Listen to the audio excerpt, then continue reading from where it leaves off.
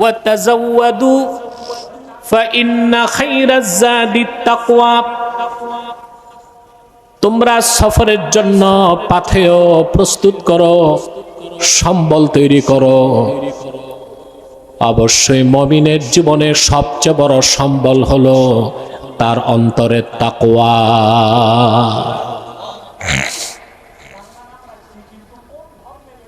সফরে সম্পদ লাগে না, সম্বল লাগে। কি লাগে? ইহকাল ও পরকালে আমাদের সবচেয়ে বড় সম্বল হচ্ছে তাকওয়া। সুবহানাল্লাহ বলেন। আমরা কি সফরে আছি? ছিলাম আত্মার জগতে, ওখান থেকে এসেছি আলামে আসবাব, বস্তু জগতে। এখান থেকে যাব আলামে বারজাখ, কবর জগতে। ওখান থেকে যাব আলামে মাহশার, হাসর ময়দানে।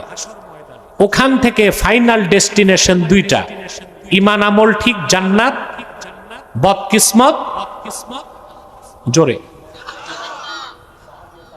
দুইটা জায়গা ছাড়া জায়গা আছে? আল্লাহ রাব্বুল আলামিন বলেন, ফাআম্মা মান তাগা ওয়া আসারাল হায়াতাদ দুনিয়া ফাইন্নাল জাহিমা হিয়াল মাওয়া। আর যে ব্যক্তি সীমা লঙ্ঘন করলো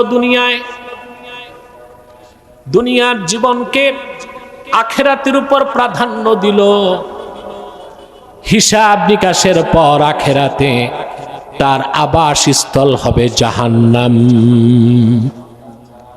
ওয়া আম্মা মান খাফা মাকাম রাব্বিহি ওয়া নাহান নাফসা আনিল হাওয়া ফাইন্নাল জান্নাতা হিয়াল মাওয়া। আর যে ব্যক্তি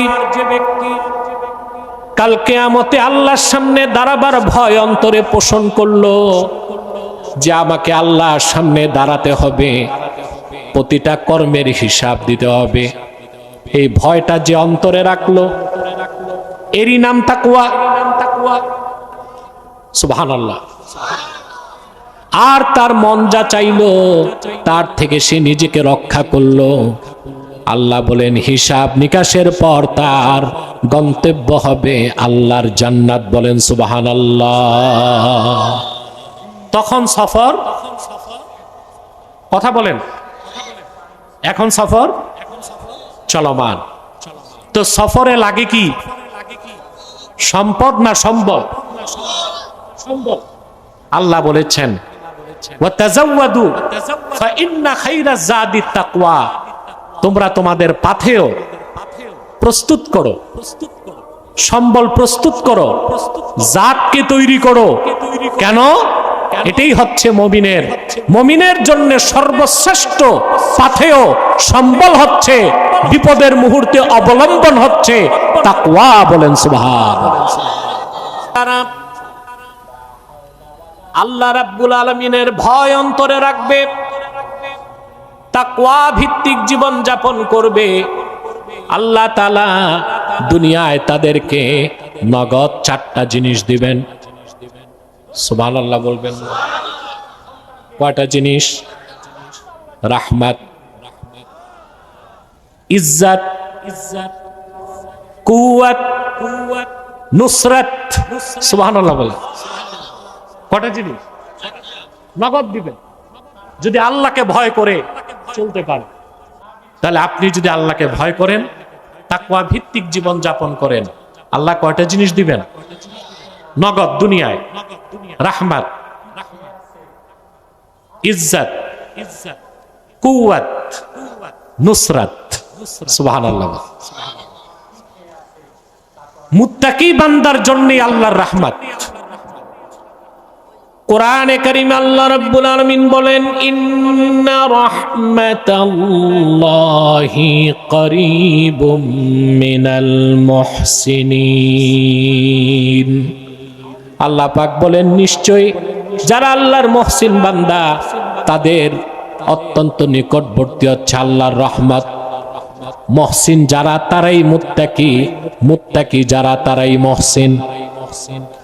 যারা মহান আল্লাহকে ভয় করে দুনিয়ার জীবনে তাকওয়া ভিত্তিক জীবন যাপন করবে, পরকালের জবাবদিহিতার প্রশ্ন যার অন্তরে থাকবে, আল্লাহ রাব্বুল আলামিন সেই মুত্তাকি বান্দাকে দুনিয়ায় রহমতের চাদরে বেষ্টন করে দিবে।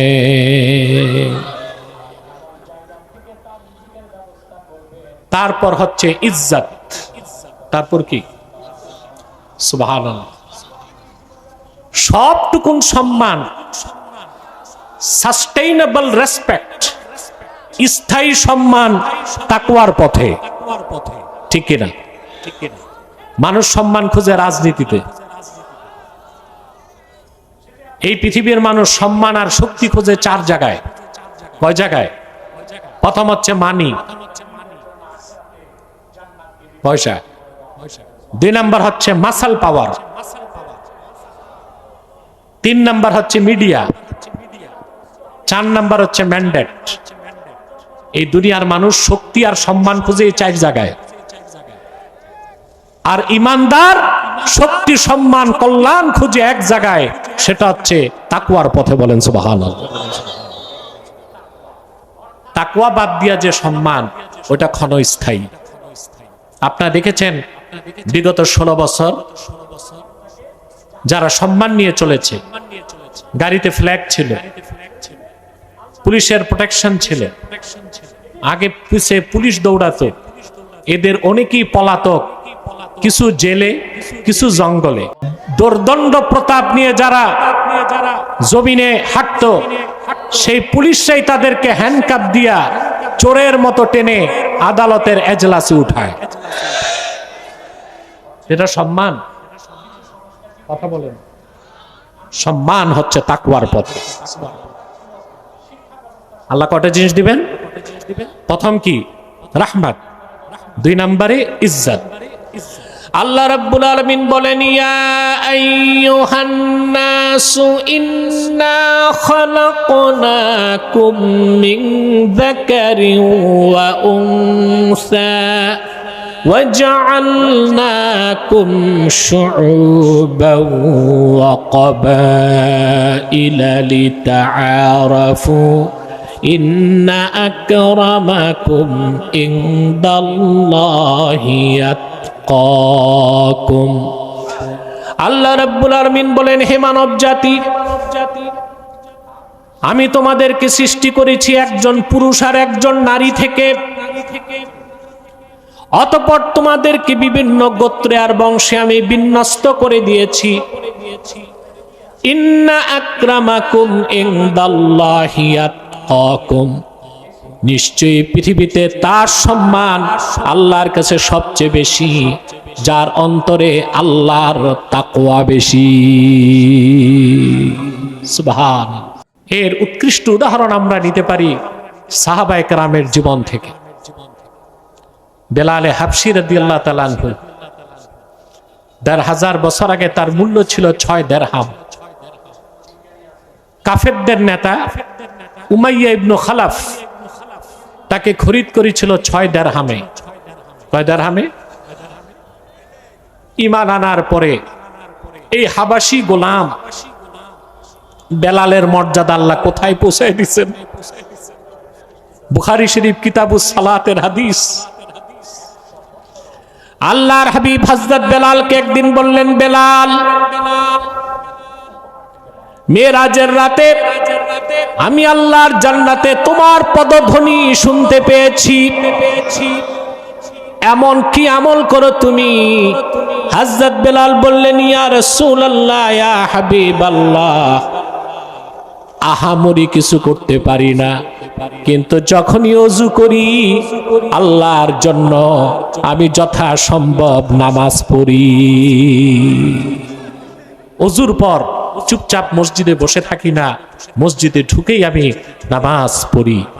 হযরত বেলালের মর্যাদা আল্লাহ কোথায় নিয়ে গেলেন! সুবহানাল্লাহ। সহিহ আল বুখারীতে এসেছে,